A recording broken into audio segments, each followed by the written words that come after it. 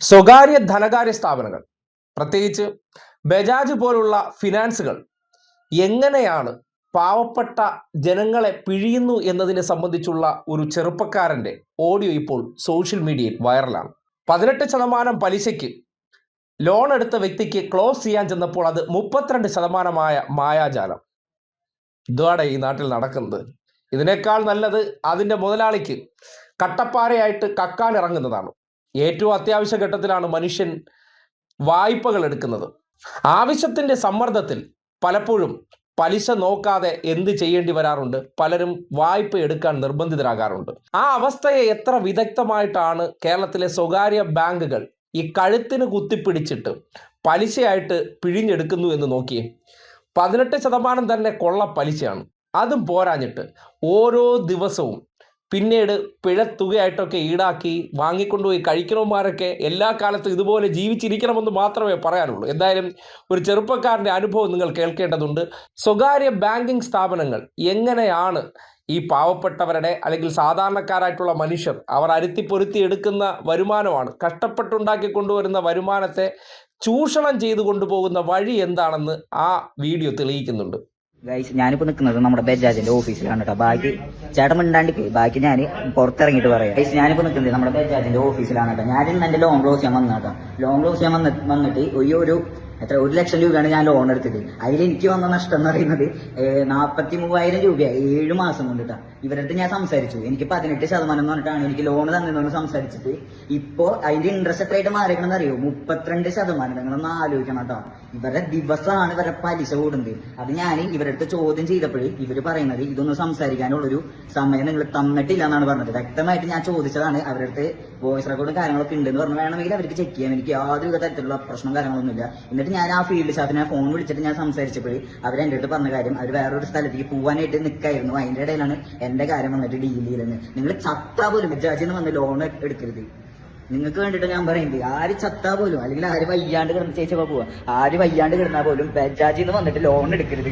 ഇവര് വ്യക്തമായിട്ടൊരു മണ്ണാങ്കട്ടിയും പറഞ്ഞതില്ല. പൈസ പോണത് നമ്മളെ പോലുള്ള സാധാരണക്കാരാ. സോ നിങ്ങള് എടുക്കരുത്. ഞാൻ അതിന്റെ ഉള്ളിൽ വെച്ചിട്ട് ഞാൻ വീഡിയോ എടുക്കാനായിട്ട് നോക്കിയത്. പിന്നെ ബാങ്കിന്റെ ഉള്ളിൽ എടുക്കുമ്പോൾ അതിൻ്റെതായ ഒരു റൂൾസ് ആൻഡ് റെഗുലേഷൻസ് ഉള്ള കാരണം ഞാൻ ജസ്റ്റ് ഒരു ഇൻട്രോ മാത്രം കൊടുത്തു. എന്തെങ്കിലും ചെയ്യാൻ വെച്ചാൽ അവരെന്തെങ്കിലും ചെയ്തോട്ടെ, എനിക്ക് പുല്ലാണ്.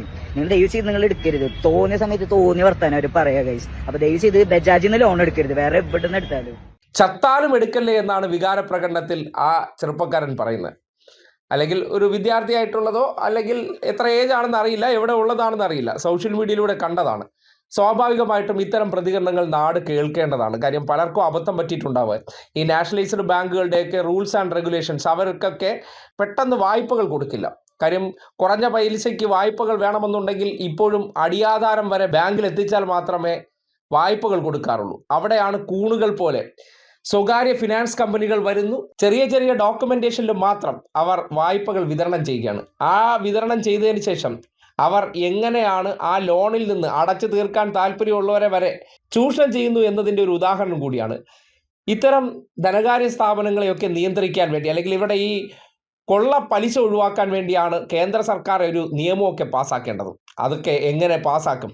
അത്തരം കാര്യങ്ങളിലൊന്നും തീരുമാനമെടുക്കാനായിട്ട് നമ്മുടെ കേന്ദ്രന്മാർക്കൊന്നും സമയമില്ലല്ലോ. ബാങ്കിങ് മേഖലയിലൊക്കെ ഇത്രയും പലിശ ഈടാക്കിയാൽ നടപടി സ്വീകരിക്കുമെന്ന് അറിയിക്കാതെ ഇതിനൊക്കെ യഥേഷ്ടം അവരിൽ നിന്ന് ഈ പറയുന്ന കൊള്ള പലിശയുടെ ഒരു വിഹിതം കേന്ദ്രന്മാർക്ക് കൂടി കിട്ടുന്നത് കൊണ്ട് അവർ ചെയ്യുന്ന പ്രവർത്തനങ്ങൾക്ക് നിയമം കൊണ്ട് തടസ്സം നിൽക്കാനായിട്ട് ഒരിക്കലും തയ്യാറാകാറില്ല. ഒരു മാന്യമായിട്ട് ഒരു 20% പലിശ നമുക്ക് മനസ്സിലാക്കാം. 18 നിന്ന് 32% എന്ന് പറഞ്ഞാൽ അത് കട്ടപ്പാറയായിട്ട് കക്ക ഇറങ്ങുന്നതിനപ്പുറം മറ്റൊന്നും അതിന് പറയാനില്ല. ഇങ്ങനെയൊന്നും മനുഷ്യൻ്റെ അധ്വാനത്തിൻ്റെ ഒരു വിഹിതത്തെ പിടിച്ചു പറിച്ചു കൊണ്ടുപോകാൻ ജീവനക്കാർ പോലും കൂട്ടുനിന്ന് കൊടുക്കരുത്. കാര്യം അതിൻ്റെ ഒരു ഓഹരി നിങ്ങൾ വേതനമായിട്ട് അല്ലെങ്കിൽ ശമ്പളമായി വാങ്ങി കഴിക്കുന്നുണ്ടെങ്കിൽ ആ പണമൊക്കെ കണ്ണീരിൻ്റെ അല്ലെങ്കിൽ വേദനയുടെ പങ്കുള്ള പണമാണ്. കഴിച്ച ശരീരത്തിൽ പിടിക്കില്ല.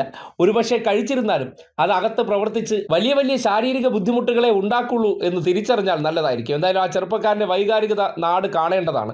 ഇങ്ങനെയൊക്കെ ലോൺ ക്ലോസ് ചെയ്യാമെന്നുള്ള നിലയ്ക്ക് ഇല്ലാത്ത പൈസ സംഘടിപ്പിച്ച് ചെല്ലുന്ന സന്ദർഭത്തിൽ ഒരിക്കലും അത് ക്ലോസ് ചെയ്യരുത്. അവൻ്റെ കഴുത്ത് മുറുക്കുന്നത് വരെ അവർ പറയുന്ന പൈസ കൊടുത്തില്ലെങ്കിൽ മുറുക്കി മുറുക്കി മുറുക്കി അവനെ എന്ത് ചെയ്യണം?